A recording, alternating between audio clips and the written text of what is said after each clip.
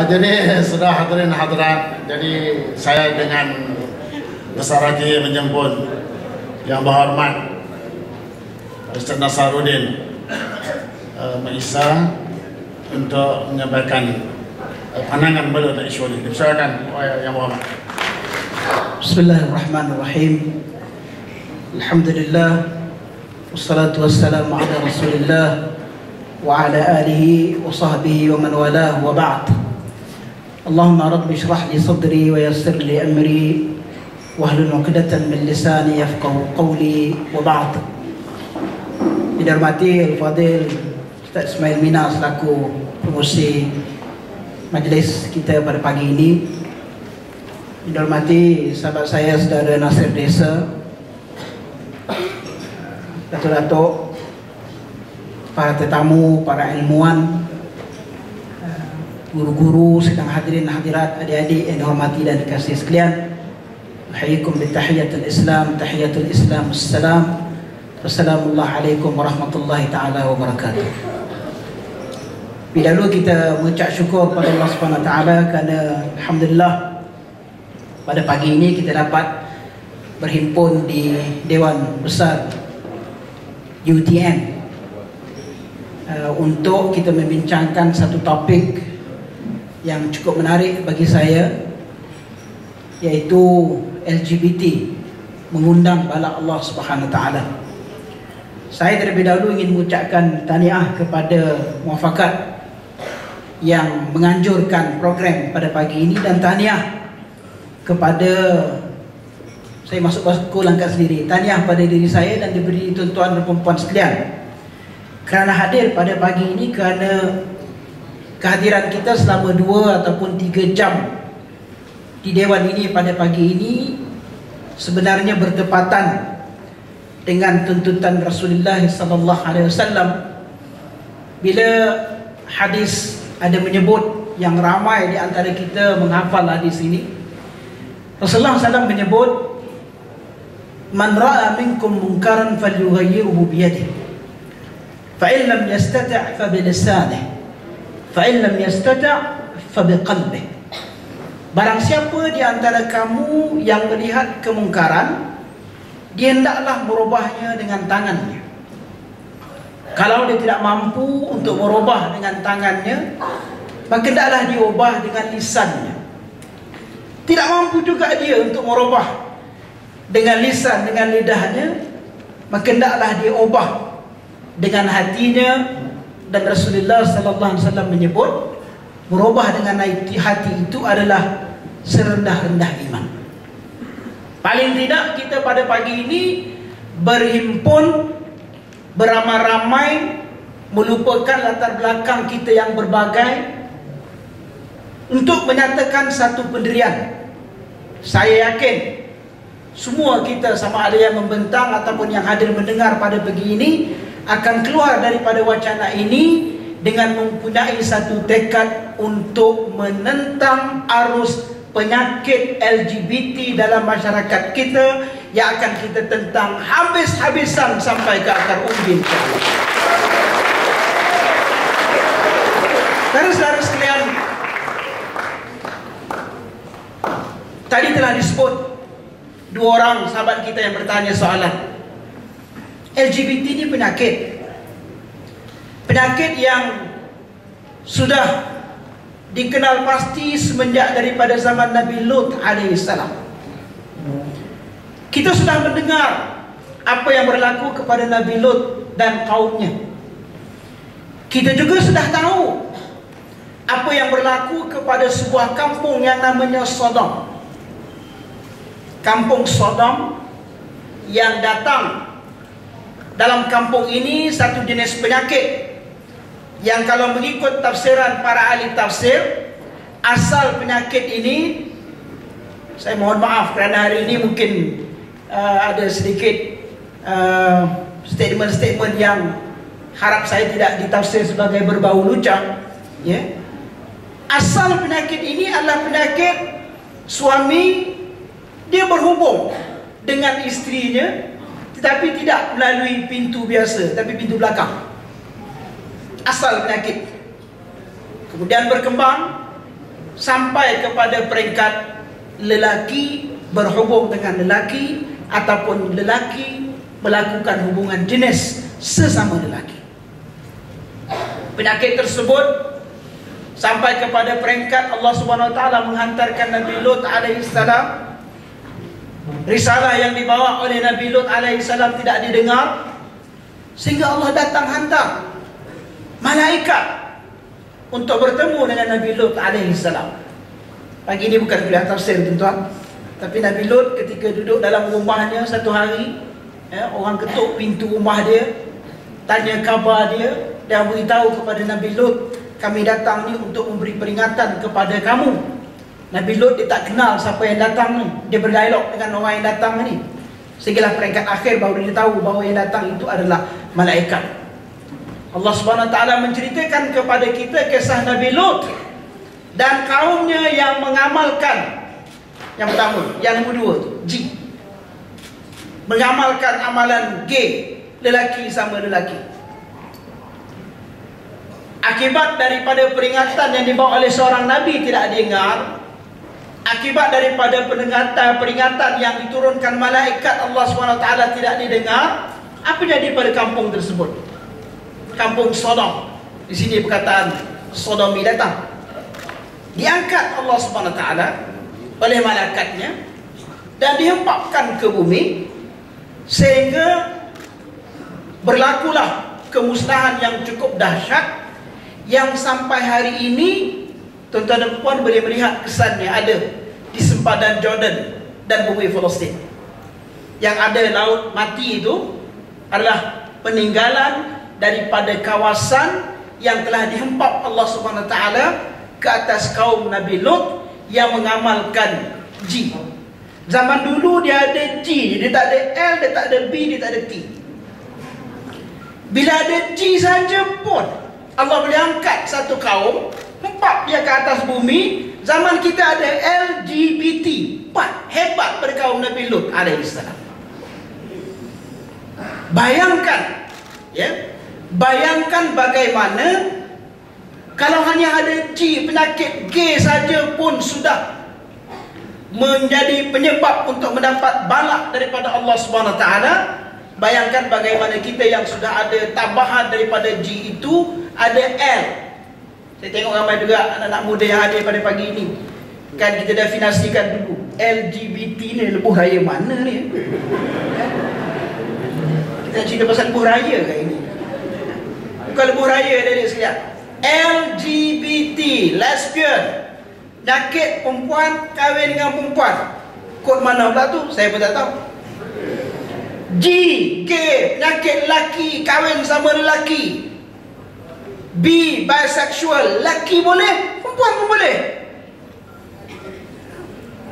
Yang kita nak didik multilingual, ini multisexual. T, transgender, yang tukar jantina dan sebagainya. LGBT. Zaman Nabi Lut hanya ada G sudah mendapat balak daripada Allah Subhanahu Wa Taala. Kita berhimpun pada pagi ini untuk bertanya soalan, untuk kita keluar daripada perhimpunan kita. Maukah kita mengundang balak Allah Subhanahu Wa Taala dengan kita berdiam diri ketika kita semua tahu bahawa penyakit ini sedang ditaja? Saya dah disebut, penyakit ini sedang mula merebak secara terhormat, kalau boleh saya sebut, kerana hasil daripada maklumat kita. Kenapa saya kata penyakit ini sedang tersebar secara terhormat? Kerana daripada maklumat kita, termasuk orang yang terlibat, termasuk orang yang mencanangkan, termasuk orang yang memperjuangkan itu adalah orang-orang yang ada nama dan orang-orang yang terhormat. Maka kita pagi ini nak mengangkat kehormatan diri kita sendiri, macam saya sebut di peringkat awal tadi. Satu stand bersama yang harus kita ambil adalah untuk kita menyatakan secara terbuka pada hari ini tentangan kita kepada penyakit LGBT yang sedang menular di dalam masyarakat kita. Kita tak mau mengundang balak Allah Subhanahu Wa Taala. Saya selalu sebut di dalam kuliah-kuliah saya, kalau mengikut syarat untuk mendapat balak Allah SWT, kita dekat Malaysia ni dah lebih syarat dah untuk dapat balak daripada Allah SWT. Lebih dah syarat kita. Apa benda yang tak ada berlaku dalam masyarakat kita? Kemungkaran apa yang tidak ada dalam masyarakat kita? Kemungkaran rasuah, kemungkaran penyelewengan, kemungkaran macam-macam jenis kemungkaran. Kalau ikut syarat kemungkaran yang melanda masyarakat kita, sudah cukup syarat untuk kita mendapat balak daripada Allah SWT. Dah tu pasal apa? Masih lagi kita ni tak diangkat Kuala Lumpur yang dibenamkan jadi tasik perdana. Masih apa kita ni masih belum diangkat Allah SWT ke langit oleh malaikatnya, dia dihempapkan kita. Kalau kita lihat kepada tafsiran para ulama, perbincangan di dalam Islam, antara penyebab mungkin kita ini yang dari segi syaratnya sudah cukup tapi tidak diangkat dan dihempapkan, kerana di kalangan masyarakat itu masih ada orang yang hendak menghidupkan al-amru bil ma'ruf wan nahyi 'anil munkar, seperti mana perhimpunan kita pada pagi ini, muslimin muslimat sekalian. Sebab itulah saya ucapkan tahniah pada diri saya dan tahniah pada diri kita semua kerana tergolong dalam kategori al-amru bil ma'ruf wan nahyi 'anil munkar. Okey. Kalau tuan-tuan perasan, kitab kerja saya tak ada dalam booklet tu. Orang politik ni buat kita kerja bayar sikit. Ada sebenarnya, tapi sempat saya nak emailkan kepada penganjur. Saya nak bacakan. Dan pada pagi ini, muslimin muslimat sekalian, hasil sedikit mutalaah yang saya buat, saya nak tumpukan perbincangan tentang isu seks songsang ataupun LGBT ini daripada perspektif syariah Islam. Dan rujukan saya banyak tertumpu kepada penulisan, perbincangan dan hujah yang telah diberikan oleh seorang tokoh terkemuka yang mutaakhir ini saya lihat banyak dirujuk orang di Malaysia. Kadang-kadang saya dengar di mana-mana ada saja ucap orang akan sebut nama dia. Nama dia itu tak lain tak bukan Syekh Yusuf Al-Qaradawi.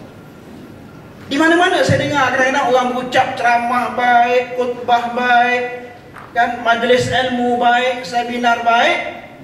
Pandangan Syekh Yusuf Qaradawi banyak dirujuk. Saya mengambil kesempatan untuk merujuk pandangan beliau dalam isu LGBT ataupun seks songsang ini, kerana saya melihat apa yang dinukilkan oleh Fadilatul Syekh Yusuf Al-Qaradawi adalah pandangan yang berteraskan kepada, pertamanya, syariat itu sendiri, Al-Quran dan Sunnah sebagai marja', dan yang keduanya, ini yang juga penting dalam konteks kita nak mengistimbat sesuatu hukum, pandangan dengan mengkaji aspek realiti umat pada ketika ini. Nah, ada orang kata bahawa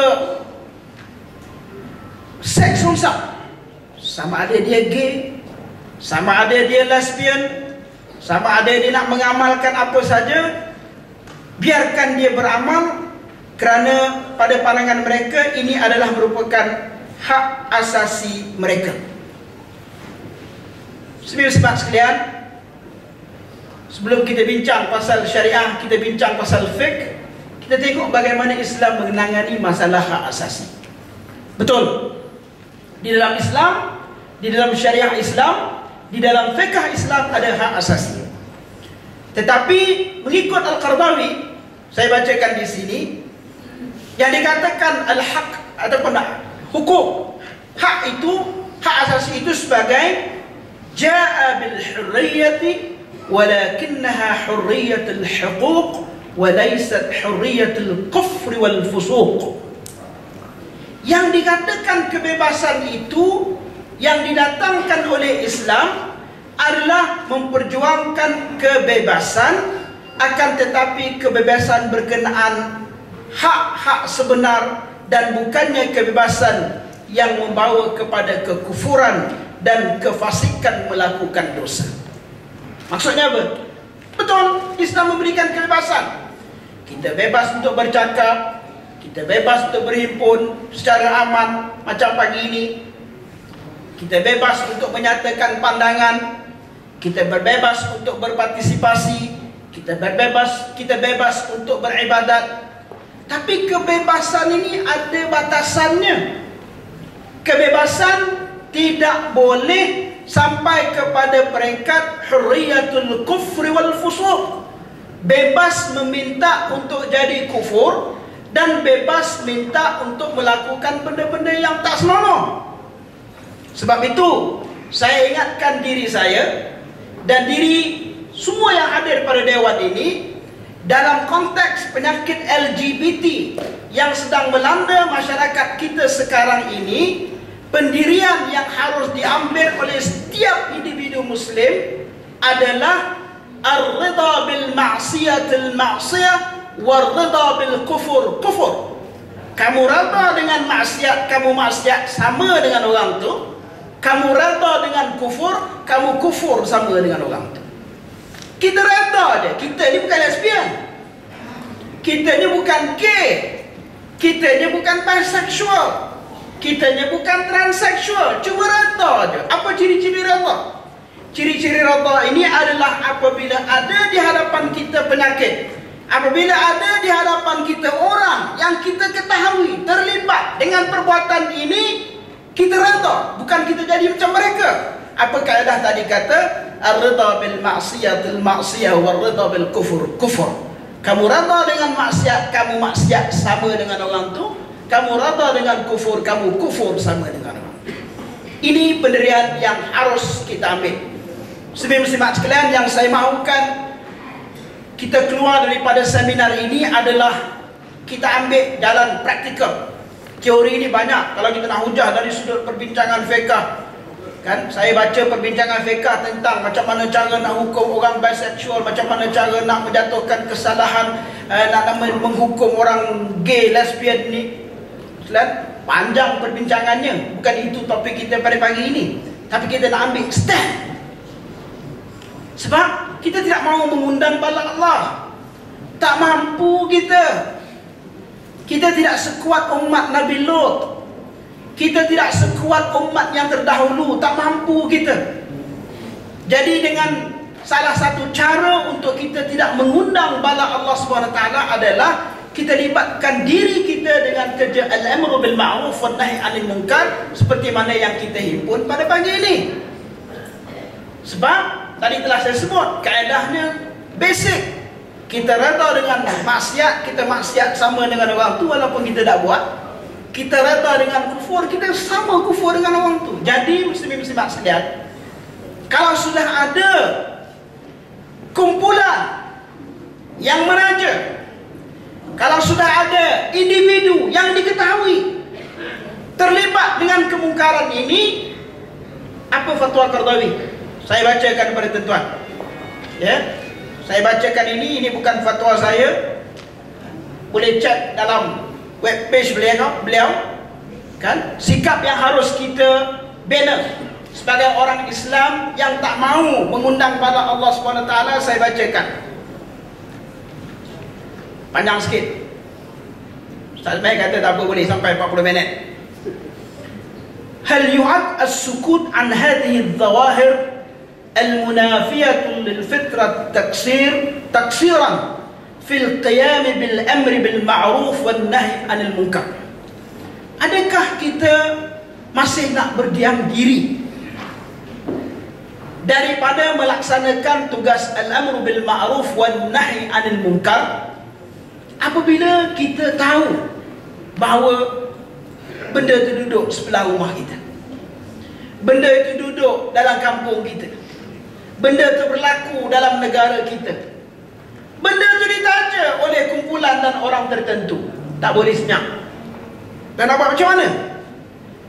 La yajuz as-sukutu ala hadzal munkar. Idza intashara yajib taghyiruhu wa bil quwwah idza amkan. Ini fatwa Syekh Qardawi. Saya bacakan sekali lagi.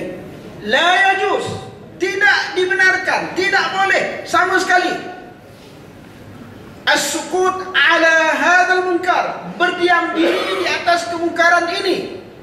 Idza intashara, jika sekiranya tersebar, yajib, hukumnya wajib. Taghyiru bil quwwah idza amkan, wajib hukumnya untuk kita melakukan perubahan walaupun dengan kekuatan sekalipun. Maksud kekuatan itu apa? Kita asap, terus menerus kita asap. Saya ucap tanya kepada saudara Azwandin, ada baru sampai semalam, ada satu perhimpunan di mana? UPM kan, yang menghimpunkan anak-anak muda, menyatakan stand mereka secara terbuka. Pagi ini kita berhimpun di UTM, UPM sudah, UTM sudah, percayalah UKM, USN lepas ni. Kita berhimpun, nyatakan kita asak terus. Biarlah, tak ramai pun tak apa, tak dapat 30,000 pun tak apa. Kan? Kita asak sebab dia kata di sini, yajib taghyiruhu wa bil quwwah idza amkan. Apa lagi sambungan daripada itu? Lepas tu dia sambung dengan hadis yang saya baca tadi. Dia kata wajib kita ubah dengan kekuatan bersandarkan kepada hadis, man ra'a minkum munkaran falyughayyirhu bi yadihi, fa in lam yastati' fa bi lisanihi, fa in lam yastati' fa bi qalbihi, fadzalika adhaful iman. Paling rendah kita melawan kemungkaran ini adalah dengan kita mengingkari dengan iman, dengan hati. Ustaz, hal ini penting. Wa ma'na at-taghyir bil qalbi ala al-aqli alla yajlis al-muslim ma'a ha'ula'i syawaz. Paling rendah tingkatan kemungkaran melalui hati, penentangan melalui hati yang sepatutnya dilakukan oleh orang Islam adalah paling minimum yang harus kita buat adalah alla yajlis al-muslim ma'a ha'ula'i syawaz. Tidak dibenarkan kita duduk satu majlis dengan dia. Duduk sekali pun tak boleh. Apatah lagi kalau nak nanti jadi ketua, tak boleh. Sambungannya, wala yushajja'hum wala ya'kul ma'ahum wala yashrab ma'ahum ila akhirih. Apa lagi sambungannya? Wala yushajja'hum, tidak boleh kita menyatakan sokongan kepada mereka. Apa saja program yang dia nak buat yang mengarah kepada untuk menghalalkan kemungkaran Allah SWT ni, tidak boleh kita tasjid, memberikan sokongan kepada mereka. Wala ya'kul ma'ahum, tidak boleh makan bersama mereka. Wala yashrab ma'ahum, tidak boleh minum bersama mereka. Sekalian, ini pandangan Syekh Yusuf Al-Qaradawi. Kepada semualah yang banyak merujuk Syekh Yusuf Qaradawi, saya harap baca kenyataan ini. Jangan ambil pandangan Syekh Qaradawi ataupun pandangan ulama ini cetusan-cetusan tertentu untuk mengiyakan kita, untuk justifikasi perbuatan kita sahaja, tetapi perkara yang menyentuh dasar fiqhul Islam itu ditinggalkan begitu saja. Muslimin muslimat yang dihormati sekalian, apa perbincangan dari segi hukum? Tajuk kita tentang syariat. Apa itu syariat? Syariah ni adalah jalan, biasa daripada perkataan syari', jalan. So kalau bahasa Arab ini dia panggil syari' samara, jalan semarak, jalan. Jalan ni kalau dalam istilah asalnya dia bersifat, pertama, lurus. Jalan ini sifat dia nak bawa kita daripada satu poin kepada satu poin yang lain. Dari sinilah datangnya perkataan syariah. Sifatnya lurus dan dia nak bawa kita daripada satu poin kepada satu poin. Jalan semarak bermula daripada Jalan Tun Razak dekat flyover Kampung Baru tu, dia hujung dia saya tak tahu sampai mana. Tapi bila kita naik masuk saja Jalan Semarak, tujuan kita nak datang UTM. Yang pakai GPS lah. Yang dah tahu, dah hafal lah.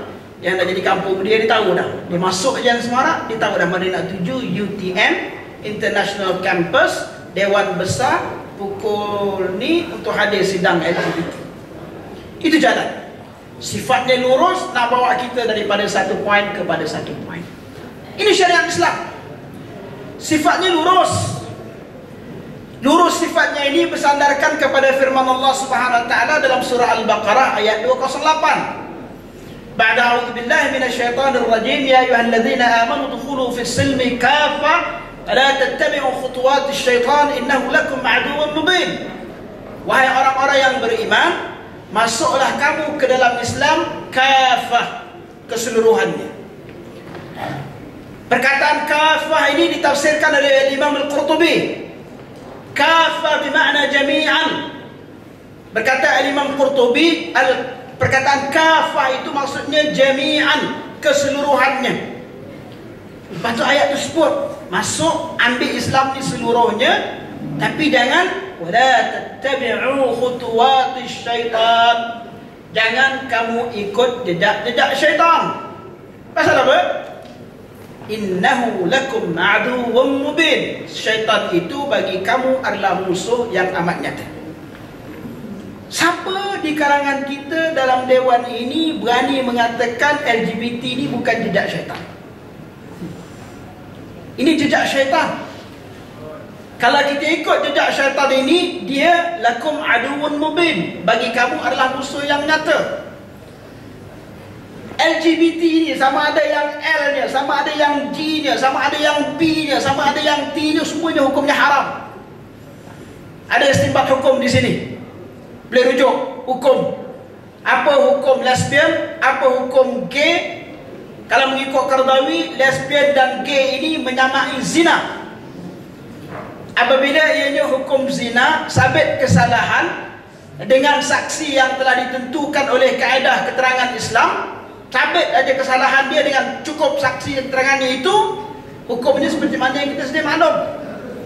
Cuma adalah perbincangan pula di kalangan fuqaha. Bagi mereka kalau gay hukumnya zina, sebab ianya melibatkan penetration. Tapi kalau gay, dia tidak hukum zina seperti mana dihukum sebatan dan sebagainya, kerana ia tidak melibatkan sebarang penetration.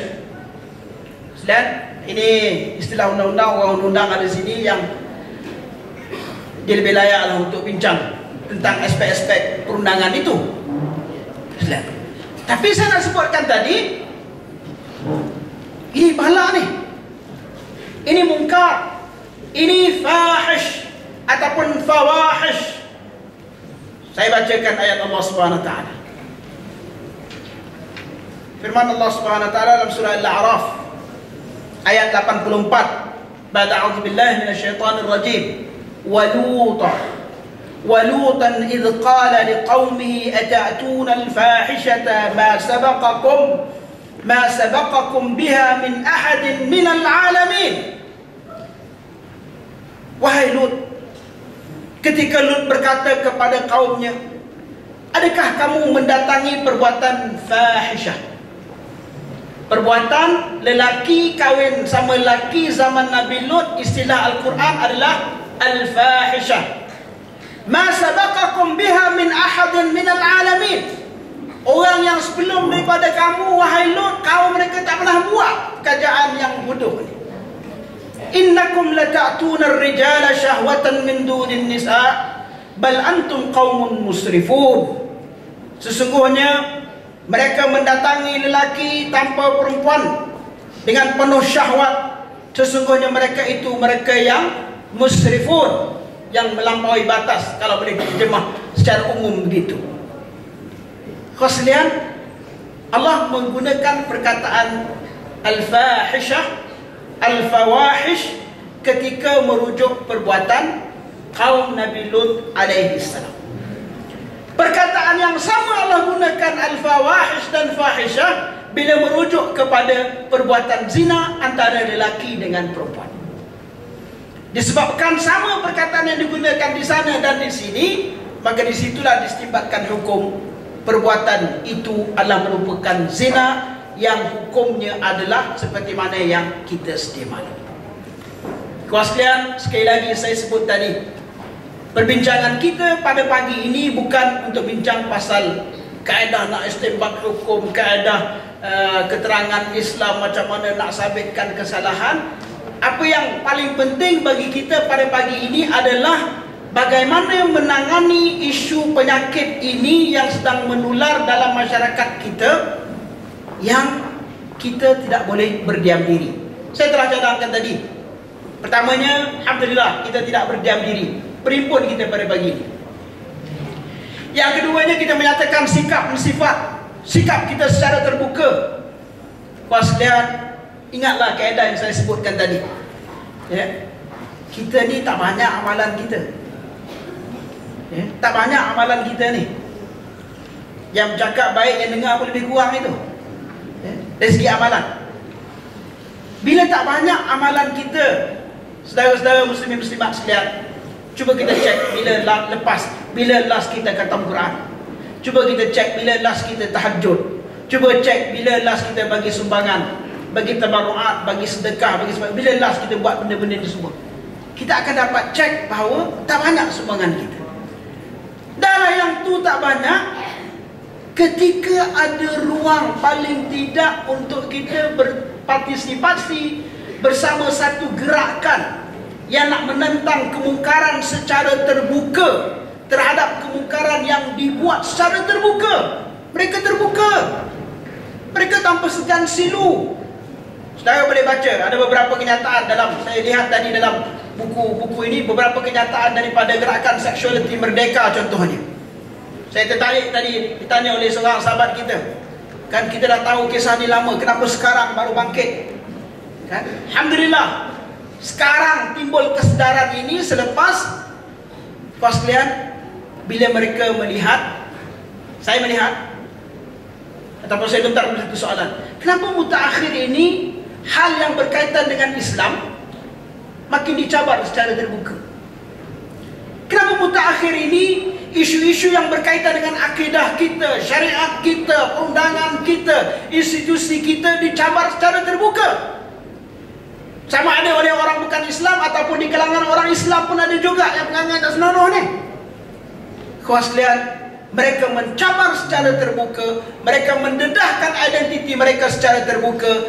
Bila mereka melihat, selepas dicoba beberapa ketika, selepas dicoba beberapa kali, bila mereka melihat respon daripada kalangan orang Islam tidak sampai ke tahap yang boleh mengancam mereka, mereka asak. Mereka asak. Asak kita. Mereka asak perundangan kita. Semalam diasak isu fatwa di negeri Kedah, ya. Apa hubungan dia, orang yang bercakap itu, dengan fatwa? Saya bukan nak membela gerakan atau membela DAP dalam isu itu, dah. Tapi apa hubungannya dengan pengurusan fatwa di negeri Kedah yang tak pasal-pasal dia nak asak?